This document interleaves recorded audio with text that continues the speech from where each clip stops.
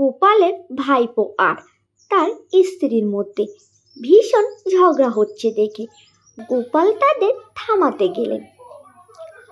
গোপালকে দেখে তার ভাইপো বললেন, দেখুন তো কাকা, আমি আগামী বছর একটা দুধের গাই কিনব, আর তাই শুনে আমার বউ বলছে সে নাকি গায়ের দুধ দিয়ে পায়েস বানিয়ে তার বাপের বাড়ির 14 গোষ্ঠীকে খাওয়াবে। গোপাল হাত তুলে তাদের থামালেন আস্তে।